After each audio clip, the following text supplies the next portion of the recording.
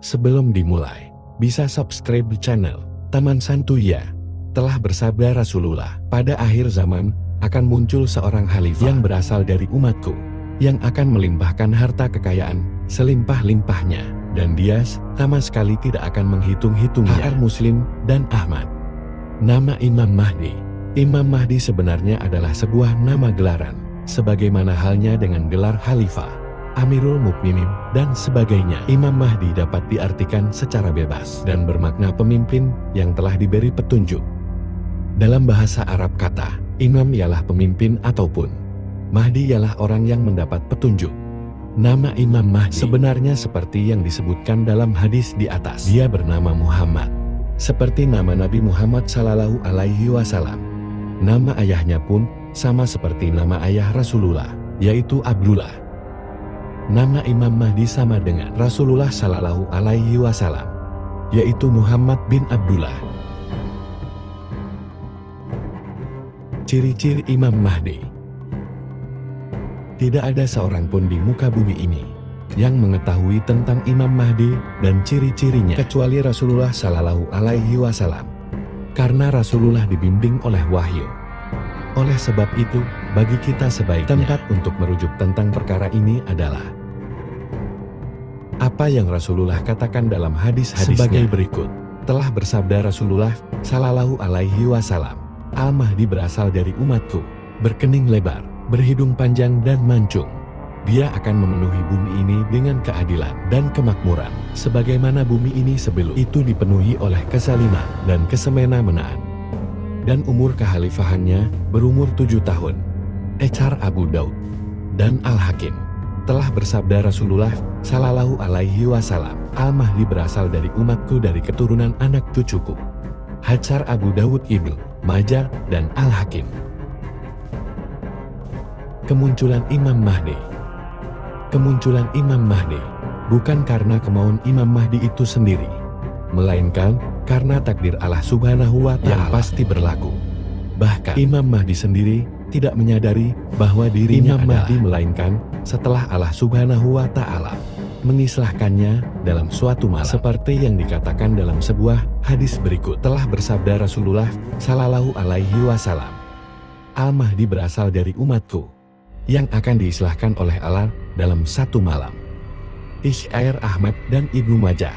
Kemunculan Imam Mahdi akan didahului oleh beberapa tanda-tanda, sebagaimana yang disebutkan dalam beberapa hadis. Berikut Aisyah Ummul Mukminin radhiyallahu anha telah berkata, pada suatu hari tubuh Rasulullah Sallallahu Alaihi Wasallam bergetar dalam tidurnya. Lalu kami bertanya, mengapa engkau melakukan sesuatu yang belum pernah engkau lakukan, wahai Rasulullah? Rasulullah menjawab, akan terjadi suatu keanehan, yaitu bahwa sekelompok orang dari umatku akan berangkat menuju Baitullah Ka'bah untuk memburu seorang laki-laki Quraisy yang pergi mengungsi ke Ka'bah, sehingga apabila orang-orang tersebut telah sampai ke padang pasir, maka mereka ditelan bumi. Kemudian kami bertanya, bukankah di jalan padang pasir itu terdapat bermacam-macam orang? Beliau menjawab, benar, di antara mereka yang ditelan bumi tersebut ada yang sengaja pergi untuk berperang, dan ada pula yang dipaksa untuk berperang, serta ada pula orang yang sedang berada dalam suatu perjalanan, akan tetapi mereka binasa dalam satu waktu dan tempat yang sama, sedangkan mereka berasal dari arah niat yang berbeda-beda. Kemudian Allah Subhanahu wa Ta'ala akan membangkitkan mereka pada hari kebangkitan menurut niat mereka masing-masing. Hadits Bukhari Muslim. Telah bersabda Rasulullah Sallallahu Alaihi Wasallam, seorang laki-laki akan datang ke Baitullah Ka'bah, maka diutuslah suatu utusan oleh penguasa untuk mengejarnya, dan ketika mereka telah sampai di suatu gurun pasir, maka mereka terbenam di telan bumi. Hajar Muslim. Telah bersabda Rasulullah Sallallahu Alaihi Wasallam, sungguh Baitullah ini akan diserang oleh suatu pasukan, sehingga apabila pasukan tersebut sampai pada sebuah padang pasir, maka bagian tengah pasukan itu ditelan bumi. Maka berteriaklah pasukan bagian depan kepada pasukan bagian belakang, di mana kemudian semua mereka ditenggelamkan bumi dan tidak ada yang tersisa. kecuali seseorang yang selamat, yang akan mengabarkan tentang kejadian yang menimpa mereka. Hadits Muslim, Ahmad Nasai, dan Ibnu Majah. Telah bersabda Rasulullah, akan dibayar seorang laki-laki antara makam Ibrahim dengan sudut Ka'bah. Hadits Ahmad. Abu Daud. Telah bersabda Rasulullah Shallallahu Alaihi Wasallam, suatu pasukan dari umatku akan datang dari negeri Syam ke Baitullah Ka'bah untuk mengejar seorang laki-laki yang akan dijaga Allah Subhanahu wa Ta'ala dari mereka.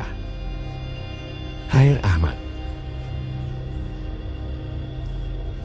Kepemimpinan Imam Mahdi. Dalam hadis yang disebutkan di atas, Imam Mahdi akan memimpin selama 7 atau 8 atau 9 tahun. Semasa kepemimpinannya, Imam Mahdi akan membawa kaum muslimin untuk memerangi kezaliman, hingga satu demi satu kezaliman akan tumbang takluk di bawah kekuasaannya. Kemenangan demi kemenangan yang diraih Imam Mahdi dan pasukannya akan membuat murka Raja Kezaliman Dajjal, sehingga membuat Dajjal keluar dari persembunyiannya dan berusaha membunuh Imam Mahdi serta pengikutnya. Kekuasaan dan kehebatan Dajjal bukanlah lawan tanding Imam Mahdi. Oleh karena itu, sesuai dengan takdir Allah Subhanahu wa Ta'ala, maka Allah akan menurunkan Nabi Isa dari langit yang bertugas membunuh Dajjal. Imam Mahdi dan Nabi Isa akan bersama-sama memerangi Dajjal dan pengikutnya hingga Dajjal mati ditombak oleh Nabi Isa di pintu laut dalam kompleks Al-Aqsa. Ada disebutkan dalam Atsar kata-kata sahabat yang menerangkan tanda-tanda sudah dekatnya kemunculan Imam Mahdi. Menurut riwayat, apabila sudah dekat kedatangan Imam Mahdi, akan banyaklah terjadinya peperangan, bencana dan kekacauan. Pada masa itu semakin banyaklah terjadi pembunuhan dan peperangan. Orang mau bunuh-bunuhan sesama kaum sendiri karena masalah yang remeh antara satu kumpulan dengan kumpulan yang lain. Begitu juga dengan negara lain. Berperang karena masalah yang kecil. Bencana semakin banyak seperti gempa bumi, letusan gunung berapi, angin puting beliung, banjir dan sebagainya. Begitu juga dengan penyakit. Semakin banyak jenis penyakit dan semakin ramailah manusia yang berpenyakit. Menjelang datangnya Imam Mahdi ini, akan muncullah api yang besar dari arah Masyriq, tempat terbenamnya matahari, dan menerangi seluruh ufuk selama 3 malam. Pada masa itu juga nanti lengkaplah orang-orang yang mengaku dirinya sebagai Nabi, seramai 60 orang. Masa itu tenggelamlah kampung-kampung di negeri Syam. Akan datang angin yang hitam yang menyebabkan ramai manusia yang mati. Sungai Furat di Irak akan melimpah yang menyebabkan kota Kufah tenggelam. Akan terdengar suara seruan dari langit. Suara itu dapat didengar oleh seluruh manusia yang ada di dunia. Dan yang paling mengherankan lagi, suara itu dapat dipahami oleh semua orang. Ini karena semua orang mendengar panggilan itu dalam bahasa sendiri. Bangsa Arab mendengarnya dalam bahasa Arab, bangsa Melayu akan mendengarnya dalam bahasa Melayu dan lain-lain. Pada masa itu juga terdengarlah suara pada tengah malam bulan Ramadan yang menyebabkan semua orang yang tidur terbangun. Banyak pembunuhan dan banyak peperangan berlaku, sehingga akan banyak darah mengalir di jalan-jalan raya. Orang semakin berani berbuat jahat, tidak kira tempat dan waktu. Pada masa itu nanti yang diangkat menjadi pemimpin terdiri daripada orang-orang jahat, pemimpin jahat, dan orang yang dipimpin pun sama-sama jahat. Dalam sebuah hadis ada menyatakan bahwa manusia pada zaman itu yang beriman pada petangnya, tetapi esoknya sudah menjadi kafir.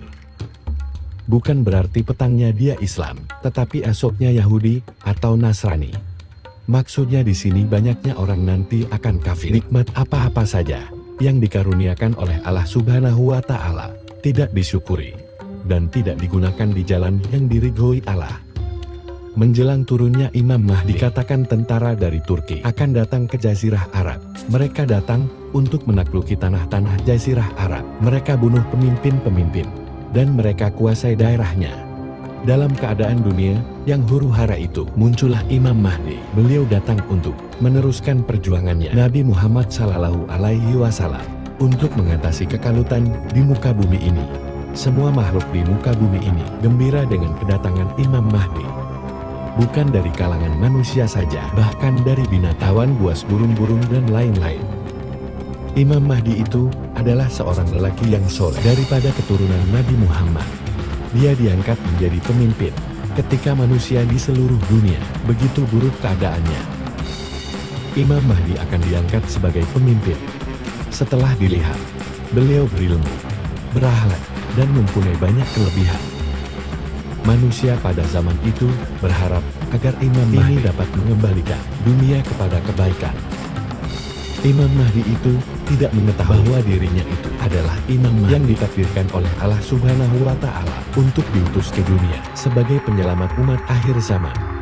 Begitu juga dengan umat akhir zaman tidak tahu bahwa orang yang diangkatnya itu adalah Imam Mahdi. Imam Mahdi ini akan diketahui adalah Imam Mahdi apabila dia telah memegang pimpinan. Beliau akan menunjukkan perilaku yang baik, mengajak manusia ke arah kebaikan, dan mencegah kemungkaran. Mengapa manusia yang sudah begitu lama bergelimang dengan dosa, mau diajak kepada kebenaran? Keadaan ini samalah seperti zaman jahiliyah dulu. Sebelum kedatangan Rasulullah, Rasulullah datang menyeru kepada Islam. Orang akan mengikutnya.